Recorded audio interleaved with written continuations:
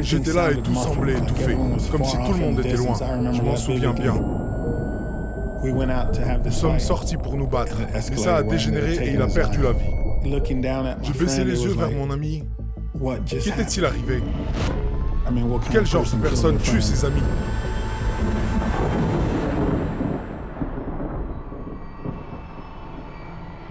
Hutch, c'était le fond. Si vous avez des problèmes ailleurs, il vous envoie là. Le premier jour de prison, il y a eu une émeute dans le show hall. Et j'avais peur, mais je me battais pour ma vie. J'ai vu des gars à terre, des marques de sang. L'un d'eux était couché là et n'avait plus de dents. J'ai vite compris, c'est pour du vrai. Je vais mourir ici. C'est la fin, je vais mourir. Il n'y avait aucun espoir. C'était cela le plus dur.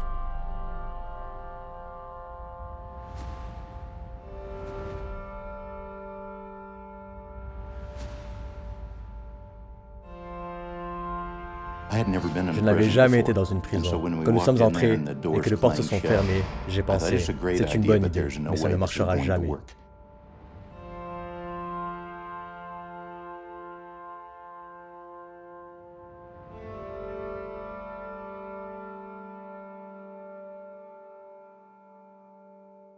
C'était un énorme défi. Nous devions être désespérés. L'une de nos sociétés, Electrex, fabrique des pièces électriques et l'autre, Seat King, fabrique des sièges industriels. C'était énorme pour les détenus, car ils recevaient un salaire horaire. Avant, nous ne gagnions que 60 cents par jour. Nous n'engageons que les meilleurs. Cela motive vraiment les détenus à bien se tenir en prison, car ils peuvent avoir un travail qui leur apporte 80 ou 100 $ par jour au lieu de 50 cents. Je détestais les appels téléphoniques parce qu'à l'époque, accepter un appel coûtait 2 $, suivi par 1,29 $ la minute. Avec 50 cents par jour, vous ne pouvez pas beaucoup appeler votre famille.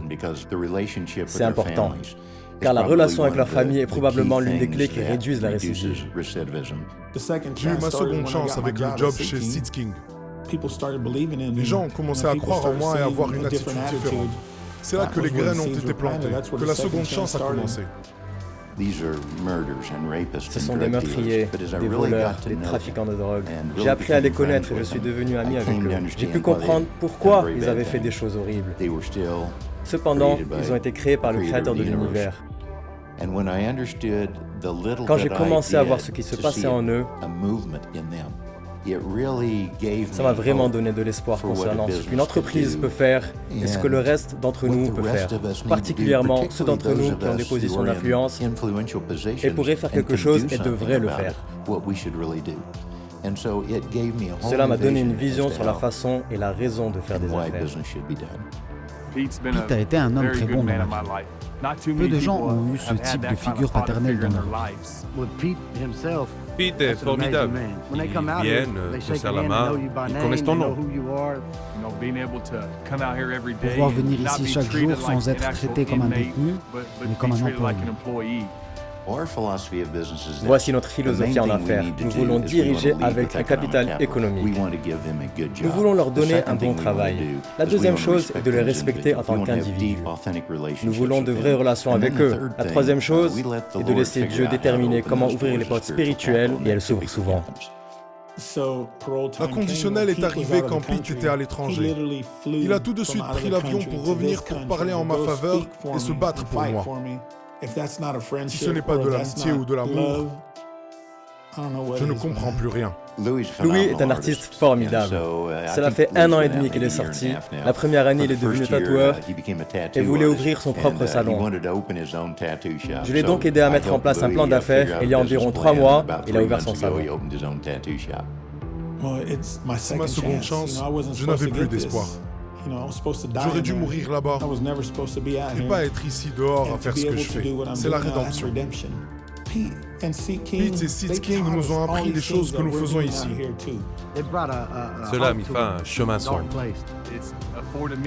J'ai pu avoir l'opportunité d'aider à payer les études de ma fille En tant que père, je m'implique dans la vie de ma fille, pas tous les jours car je suis en prison, mais je peux l'aider à réussir ce qu'elle veut faire en payant ses études. C'est une bénédiction pour moi de pouvoir le faire. C'est incroyable de voir un homme sans espoir se mettre à espérer. Dans les affaires, nous devenons endurcis par rapport aux résultats.